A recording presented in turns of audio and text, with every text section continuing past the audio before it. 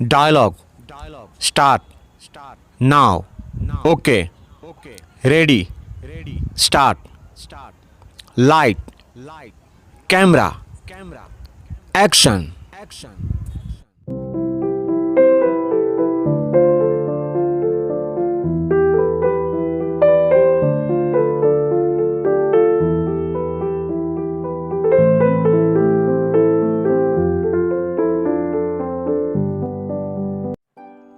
Hello everyone, welcome to Sagar Gautam inspiration channel.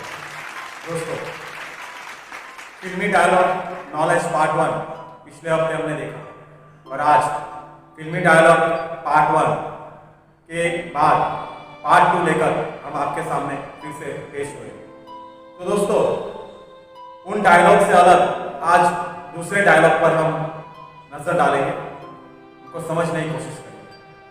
आप सोच रहे होंगे कि मैं तो देख नहीं सकता, फिल्मों के बारे में इतना कैसे आप सबको बता सकता। ऐसा नहीं है, भले ही मैं देख नहीं सकता लेकिन फिर भी मैं अपने दोस्तों के साथ फिल्में देखना पसंद करता हूँ।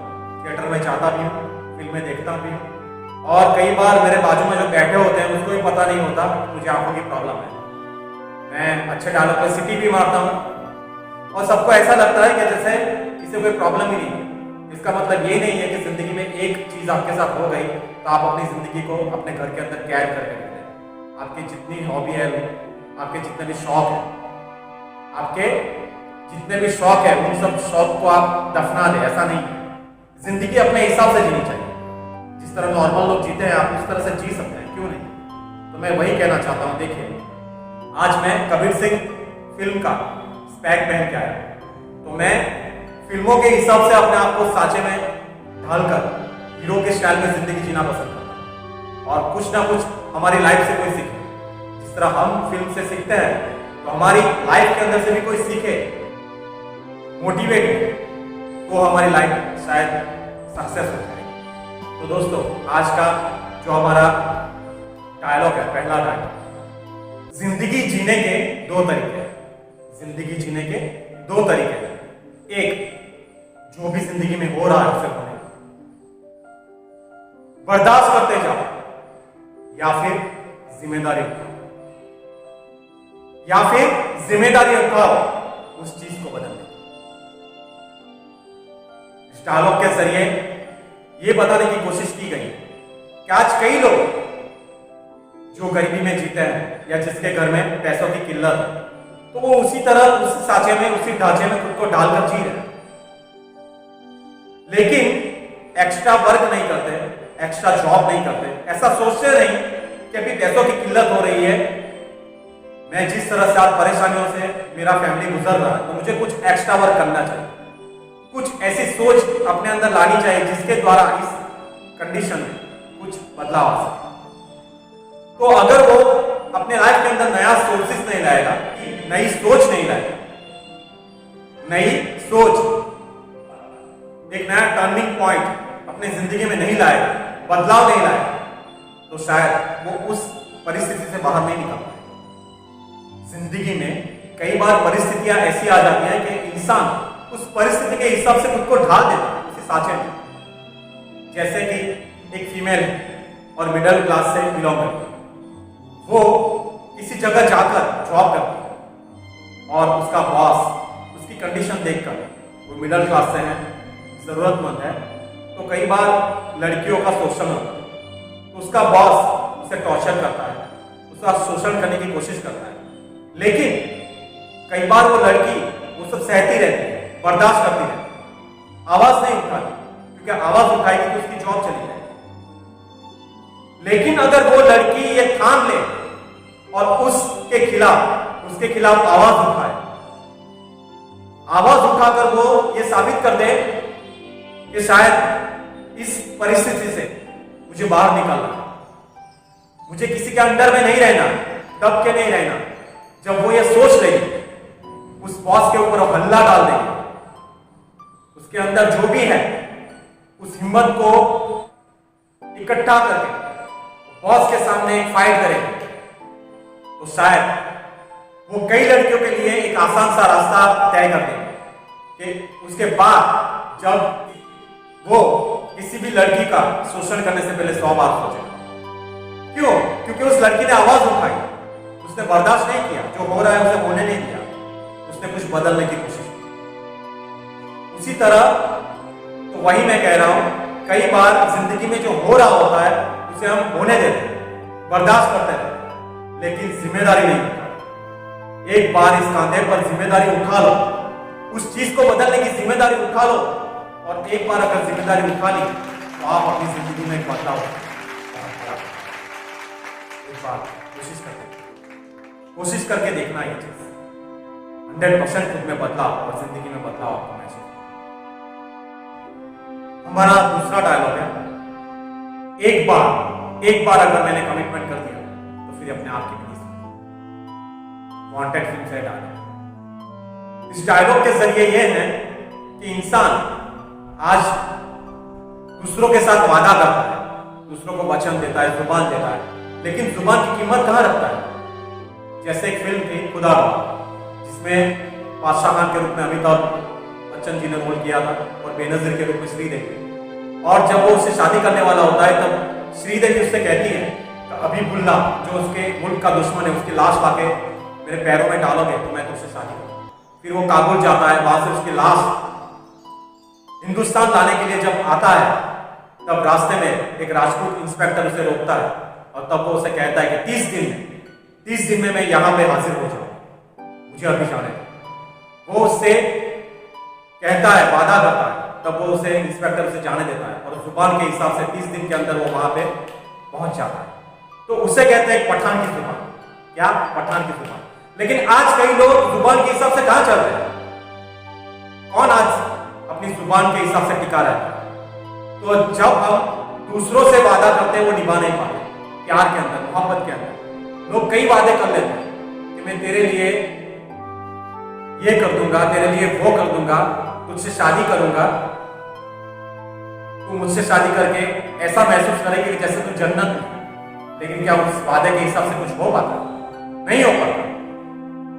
तो जब हम दूसरों से जो वादे करते हैं उन वादों के हिसाब से हम टिके नहीं रहते, तो फिर हम खुद से वादा कैसे कर सकते हैं? लेकिन सच्चा इंसान वो है जो खुद से वादा करे। और जो इंसान अपने आप से एक बार वादा कर लेता है कि मुझे एक अच्छी जगह पर पहुंचना है, वहां पहुंचना है, एक अच्छे प्लेटफॉर्म पर पहुंचना है। अगर किसी चीज को लेकर रिजल्ट उसका कम आ रहा है और दूसरों का रिजल्ट अच्छा आ रहा है, तो वो सोचता है कि मेरा रिजल्ट कम क्यों आ रहा है। जब दूसरे जो है वो मैथ्स या साइंस के अंदर जो चैप्टर होते हैं उसे अच्छी तरह से कर पाते हैं, लेकिन वो नहीं कर पाते और वो सोचता रहता है कि मैं क्या करूं। लेकिन सोचने से कुछ नहीं होगा। सोचो तो अंदर सेल्फ टॉकिंग कर, खुद से टॉकिंग कर कि उसे आता है तो मुझे क्यों नहीं। और फिर खुद से एक वादा कर कि अगर वो अच्छी तरह से कर सकता है तो मैं भी कर सकता हूं, अगर वो अच्छा रिजल्ट ला सकता है, वो फर्स्ट नंबर पे आ सकता है तो मैं भी आ सकता हूं। एक बार खुद से एक कमिटमेंट करोगे, खुद से वादा करोगे तो 101% कल वो जिस जगह पे था उस जगह पे आप होगे। 101% में आप होगे। और दूसरों को रोल मॉडल बनाकर जब हम चलते हैं तब ये भूल जाते हैं कि उसने क्या मेहनत की, क्या स्ट्रगल की, तब जाके वो वहां पे पहुंचा है। उस स्ट्रगल को हमें अपनी जिंदगी में उतारना, स्ट्रगल करना है, उस तरह से मेहनत करनी है और खुद से एक वादा करना है कि हमें भी वहां पहुंच के दिखाना है, खुद को साबित करके दिखाना है। जब खुद से हम ये वादा कर लेंगे तब 100% हम सक्सेस हो जाएंगे। इसलिए मैं कहता हूं कि एक बार मैंने कमिटमेंट कर दिया तो अपने आप की भी नहीं सुनता। ये डायलॉग ये सीखा। तीसरा डायलॉग है हमारा, हम जहां खड़े रहते हैं, हम जहां खड़े हो जाते हैं, लाइन वहीं से शुरू, लाइन वहीं से शुरू। ये डायलॉग फिल्म कालिया से जो अमिताभ बच्चन साहब ने बोला है। तो ये डायलॉग उसके हिसाब से हम ले, फिल्म के हिसाब से, तो शायद हमें ये से एक डायलॉग लगेगा। लेकिन इस डायलॉग को अगर अपनी जिंदगी में, अपने दिल के अंदर अगर हम जगह देंगे, अपने दिमाग के अंदर जगह देंगे, तो ये डायलॉग हमें बहुत आगे ले जा सकता है।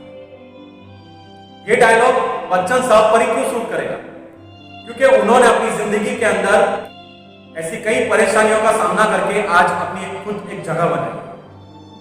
शुरू में जब उन्होंने फिल्म ज्वाइन की थी, स्ट्रगल कर रहे थे, तब उनको ऐसा कहा गया था कि लंबा चौड़ा आदमी हीरो के रूप में नहीं चलेगा, हीरोइन इसके साथ सेट ही नहीं हो पाएगी।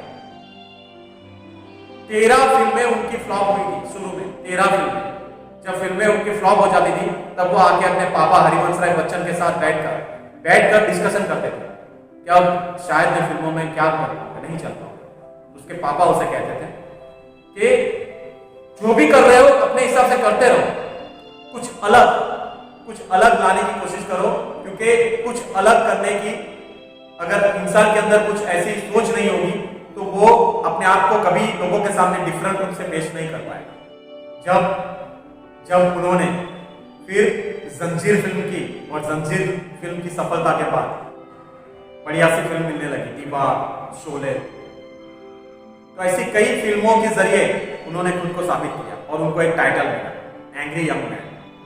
अपने दिल का जो जुस्सा था, अपने दिमाग का जो जुस्सा था, उनके हिसाब से उनको ये टाइटल दिया गया, एंग्री यंग मैन।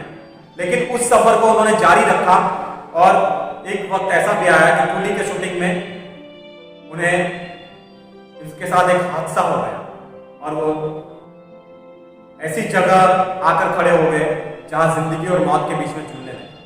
फिर भी उन चीजों से भी वो बाहर निकले और वापस कमबैक किया। अभी हाल ही में उन्हें कोरोना भी हुआ, लेकिन फिर भी उस चीज में से भी वो बाहर निकले, उस परेशानी में से भी वो बाहर निकले। और जब उनके ऊपर बहुत सारा कर्ज हो गया, तब उस कर्ज में वो इस तरह से परेशान हो गए कि वो कर्ज को कैसे उतार पाए। एबीसीएल कंपनी जब उन्होंने शुरू करने का सोचा, फैल बिकम ही सफदा।